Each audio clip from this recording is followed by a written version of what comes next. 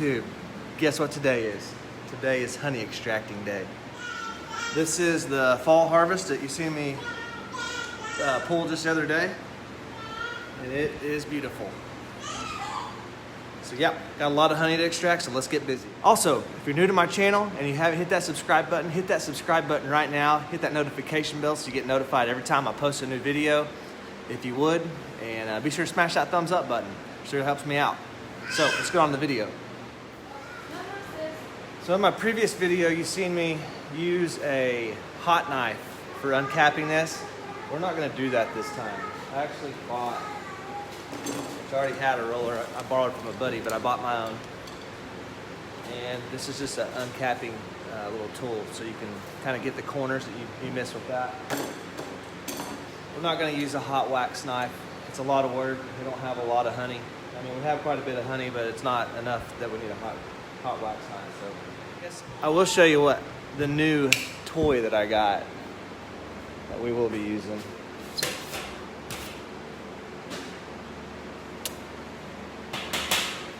We got a better honey extractor. It comes with bolts to mount it to the floor, but I don't have a hammer drill, so I can't do that right now.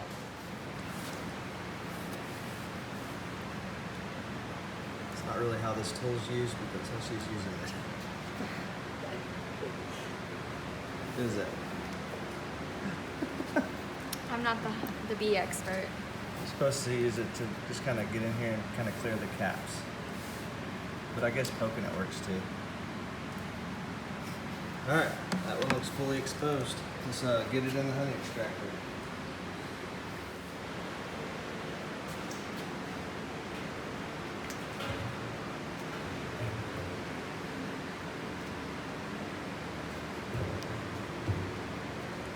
That goes in there just like that.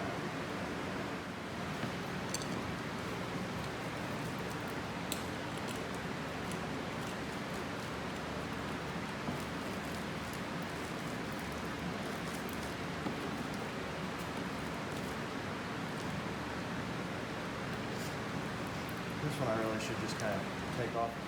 Give me that. You dumped my coffee out. No. That's 2 times that you've let her have your coffee. I was helping you. All right, so we got 4 uncapped. Let's see what this thing does.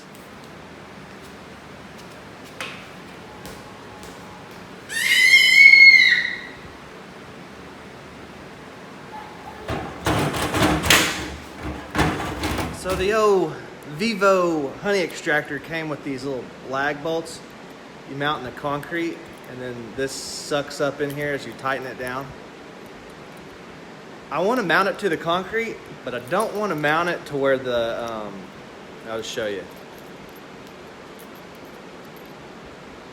I don't want to mount it where this is sticking up in my concrete floor, because I park in here. So I'm going to go to Lock Supply. I'm going to get some that you put in the concrete that's spread apart when you screw down, into. That way I can just take them out and put them in. So we're going to do some minor adjustments here, and we'll be back. Okay, so 2 hours later, we finally got it mounted in the floor. Let's check this out. Oh yeah.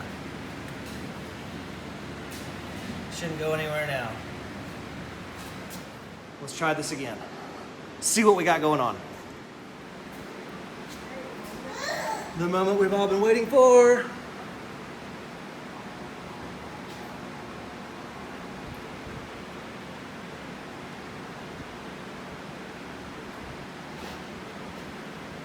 Still wobbling, seeing that right there already came off.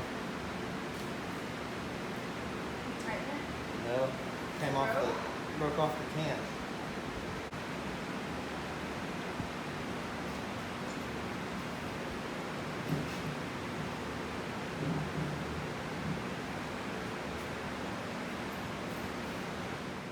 All right, so that worked pretty good.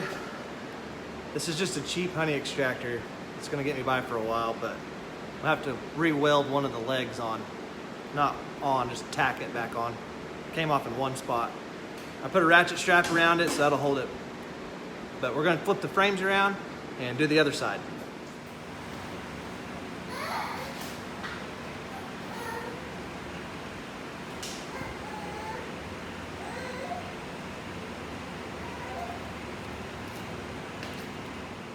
All right, so it seems to be working pretty good. The new Vivo honey extractor. It's not the most expensively made. I think this thing was only like 350 bucks or something. I'll put it in a link down in the description in case you decide you want to get one, but the only problem that I found with it so far is it's still kind of wobbly on the legs, and one of them came untacked off the side of the can, but I can take it to work and have somebody weld it for me.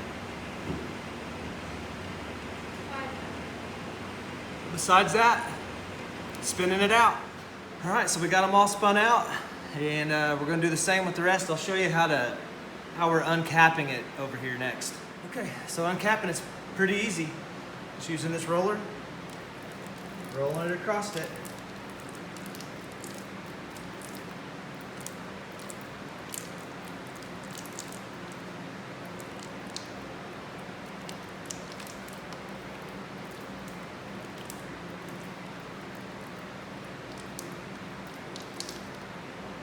Flip it over, and we'll do the other side.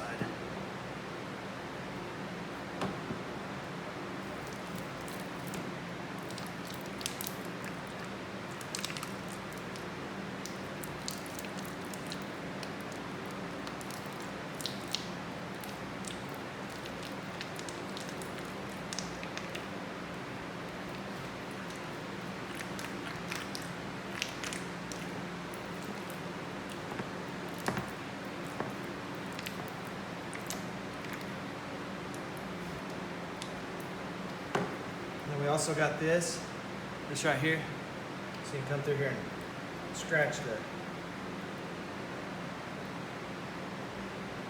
edges.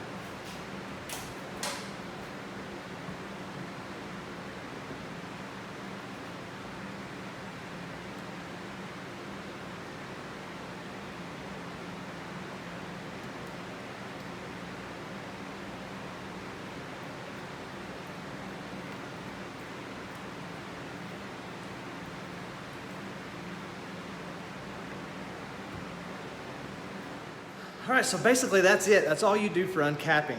I've got that uncapping roller and an uncapping fork. And basically you just uncap it and then put it in the extractor, which I've just done. Does 4 frames at a time.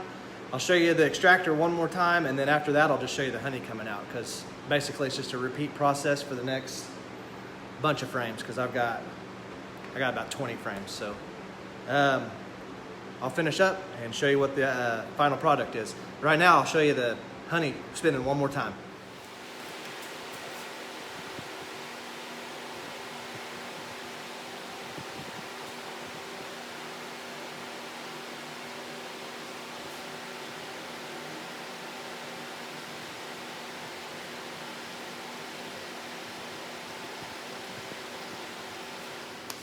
Okay, so just like in my previous video where I double strained the honey, this thing's already so full that it's gotten up to the top frame, so when it's spinning, it's starting to hit it.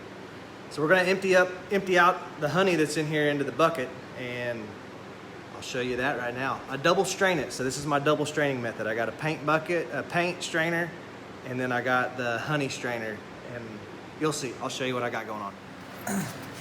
Okay, so I've got my honey strainer. It's a 2-part strainer. And then I got my paint strainer.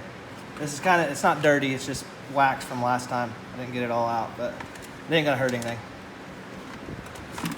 All right, let's check this out.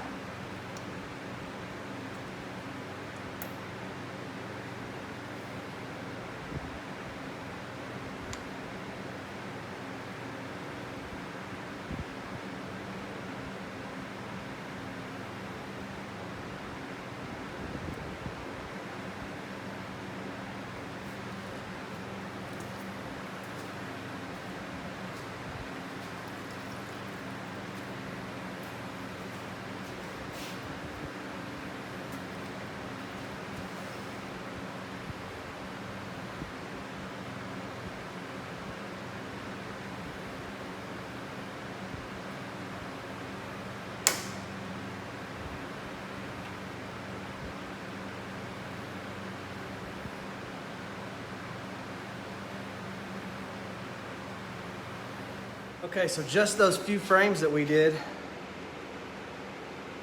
looks like it made 3 gallons already.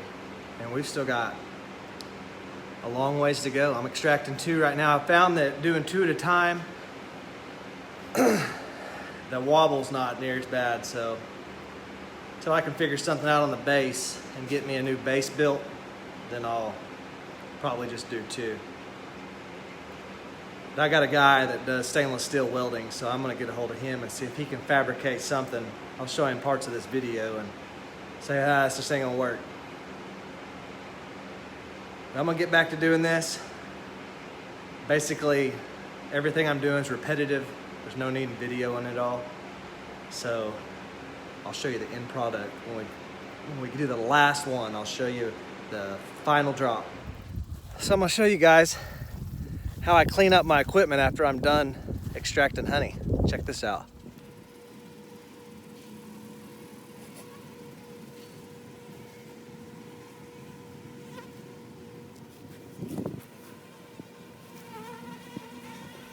So yeah, I'll leave it out here. They will clean it all up. Now let me just tell you, every beekeeper has a different way of doing things. You're supposed to set that at least 100 yards away from your bees. I don't have 100 yards here at my house, so I just stick it right there. Never had any issues with these guys. These guys are mainly mating nukes anyway. I think I have 1 hive here, and it started out a mating nuke. It just got so big that it turned into a hive. So yeah, so now I got 1 hive here and 2 mating nukes. And the 2 mating nukes are they're pretty much hives now as well, but that's all those were for. I haven't needed the queens out of them since I got them last time, but I'll go in here and show you the final count on the honey. So I'm still waiting on the honey to drain, but I'll show you what I got. That's completely full. That's completely full. So there's 10 gallons. I already took the top strainer out. It's out there with the bees.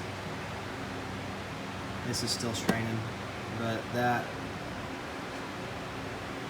is about, oh, you can see the line. It's about 2.5 more gallons. Not bad. So in total, about 12.5 gallons, maybe 13. It's not too bad. My first honey extraction that I did at the very beginning of summer, last spring, that was a total of like 9 gallons. So I got more out of the fall than I did in the spring, but the spring was my fault. So should have got more than what I got. But that's all I got for you today. If you're not already a subscriber, be sure and smash that subscribe button. Hit that like button. And until next time, we will see you on the next video.